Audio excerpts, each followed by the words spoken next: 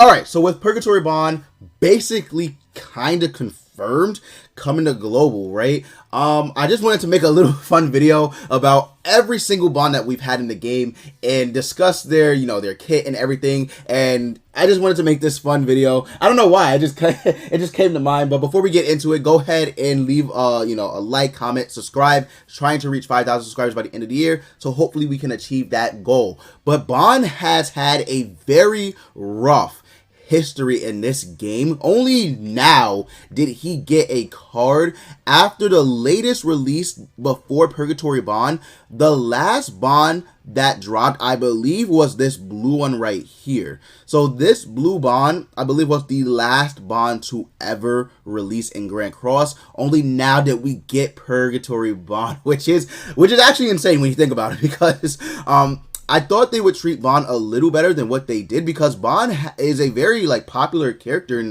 Grand Cross, right? Or not Grand Cross, but in Seven Deadly Sins, right? So I thought in Grand Cross they would treat him better, but it is what it is, right? He has a festival unit, second year anniversary, so they did get him.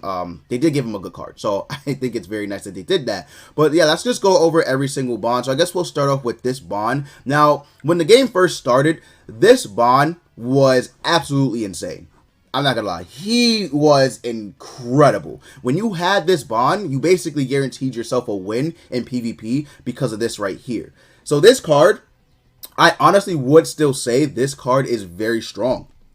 It's an Extort AoE, which you guys already know, Extort is very powerful in its own right. So you got Extort 20%, Extort 30%, and Extort 50%, which is insane, right? So you got those two, you got this card right here. So when you have this toppled on with the fact that he also has an AoE attack skill, that's strong. So again, at the beginning of the game, there was pretty much nothing that could really stop him except for, Blue King. Blue King could cleanse the Extort, which was very clutch. But if you went first and you got, let's say a rank 2 right off the bat with Red Gother, and you used a rank 2 AoE, skill right here, that did an incredible amount of damage. It was very strong. His ultimate is, it was never really all that crazy, I'm gonna be honest with you, this was literally the craziest part about him.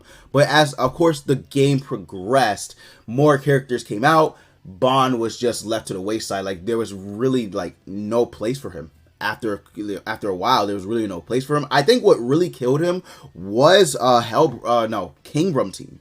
When Kingbrum team came out, I think that really did just set him back, because Red Hellbrum was very, very strong, because he could drain, he could petrify. He had a lot going on for him that could stop this bond. And then when you put him with Blue King and Red Gother, it was just it was a wrap for this bond, right? But yeah, he was very good at the at the start of the game. He had his time. Unfortunately, he died out, but it is what it is. It's a gacha game. It'll happen, right? These brawler bonds as well, right? So these brawler bonds aren't good. Blue Brawler Ban, when the game first dropped, he was amazing. He still is kind of good for the Red Demon, but we have a lot of blue characters that just outdo him now. Even if he is strong against it, the Red Demon really isn't that hard. For beginner players, he is still good. I wouldn't say he's trash or anything. For beginner players, he is still good for the Red Demon. Otherwise, everywhere else, he's just bad. He really is. His passive, I will admit, his passive is good, but the problem is he has to take damage, right? But if he just decreased all enemies' attack rate stats by 15%, that would be very good, considering it caps out at 5, which is, I believe, 70, if I'm not mistaken. I believe it's 70% at max. I could be wrong, but I believe it is. That's very, very good. So if you have, I don't know, every enemy that you face nowadays have a single target skill. Let's just say they have a single target skill, right? Which they don't. And if he doesn't take damage, I'm telling you, he's very, very, this passive is very, very strong if he doesn't get hit. But the problem is he is guaranteed almost every time to get hit, every single time. It's not even a question, right? But if they ever buff characters, they give them, I don't know, awakenings or something like that, they remove this part, right? They just remove this part, and it's at the start of the next turn, It's a very strong passive. But yeah, he's still very decent against the red demon. Nothing too crazy. He can decrease attack related stats. He has charge, single target hit. But other than that, like nothing writes off the page about him. But he is, he is a decent option for the red demon, right? Now this green Ban, literally since day one, was just not good. Like he was just not good. I feel like he has potential though, because if we look at it, he does have a single target snatch. I feel like if this was AoE, it would have been a lot better, like 10 times better. But it's single target, which is whatever. It is a targeting, like it isn't like it doesn't do damage. It is a attack extort, right? So similar to that of Green Fraudrin. He also has lifesteal skill. I mean, maybe, I don't know. Like, I feel like if a unit just comes out and, you can run him alongside, he could be decent, but he should. I'm gonna be honest with you. Absolute dog water. Nothing really crazy about him. Unfortunate, too, because, since the start of the game, he hasn't done jack. Like, absolutely nothing at all, right? Like, nothing. Prisoner Ban, I will say, when the game first dropped, he was very, very important to have, like almost like very, very important to have because of this right here. So he evades at rank 3, which a lot of people probably like don't take into account, because getting a rank 3 stance card with him is pretty rare. Like, it's not going to happen a lot, but when it does and he can evade, that's very strong. He also grants himself debuff immunity. Now, if you have someone who can remove debuffs, obviously it's not good, but he does heal 50% of diminished HP at the start of the next turn, which is very powerful. Very powerful, right? Because one, he can sort of tank. Like, if you really, really want him to, he can sort of tank with this, but not really. And also, right, increases lifesteal by 30% when using a skill when his HP is 50%. It's like the only attack skill he has is this. He also has his ultimate. So if you get off his ultimate with this passive active, he can lifesteal a lot. His lifesteal is 9% without costumes or anything. So, I mean, you look at him, it's like, okay, 59% lifesteal, not even considering costumes. So, I guess you could get it above 60% when you get his passive to go off. But his HP has to be 50% or below. So, people, when they used him, they never really got this. The only time they got this is when they were using the stance card. But even then, it heals you. So, yeah. Yeah, I mean, for when he released at the start of the game, very good. Now, ass, just completely dog water, right? And then these last two Bans. So these last two Bans, Red Ban, Nunchuck Ban, right? Red Nunchuck Ban, I mean, he's not the worst unit in the game, I guess you could say.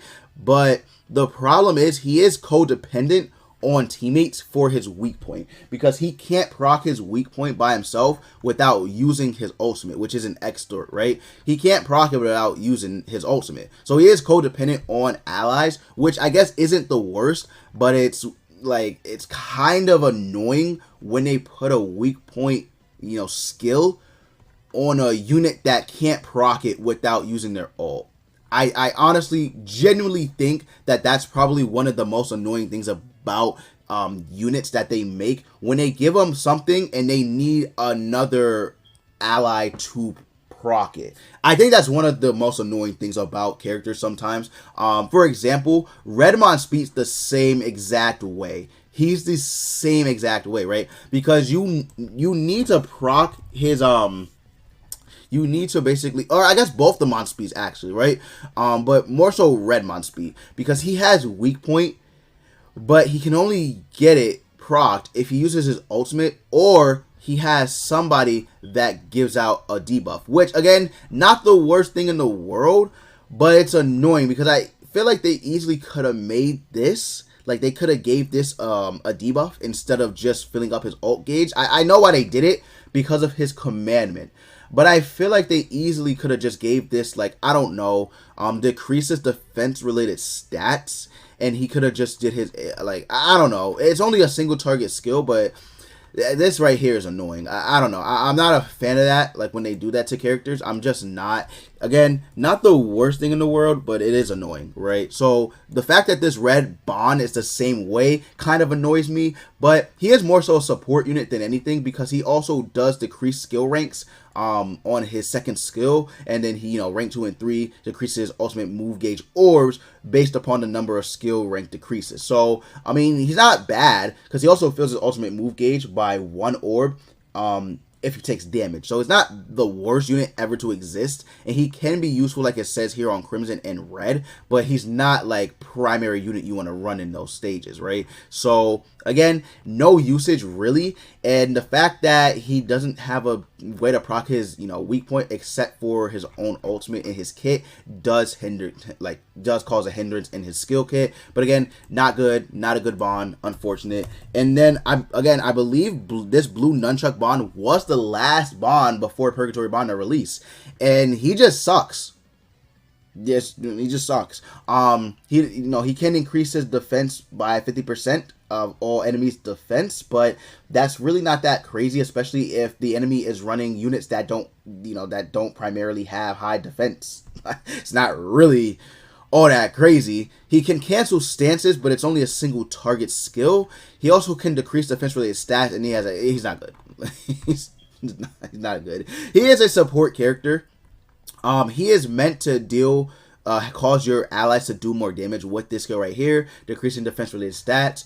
If he gets extort, he can deal damage against the red demon. For a short while, he pretty much was one of the best units to run. He still is, kinda, but the problem is you need to build him up. That's really it. You do need to build him up. You got to get his extort going off with his ultimate. You got to get this defense related stats card, and then you have to use this. It's just a lot. Whereas the one Escanor, now that he exists, he can literally just like eviscerate, and I mean eviscerate, the red demon. It's not even a challenge, right? He is a festival unit, so I guess it's not fair, but it's not even fair, right, to compare the blue Nunchuck Ban to Escanor. It's just sad though, because again, Ban hasn't really been shown any love. This Purgatory Ban is obviously, one of the best units in the game, probably the best unit in the game, but he's a fest unit, and it took 2 freaking years to make a crazy busted Ban. So I mean, I'll get what I can take, but it's insane.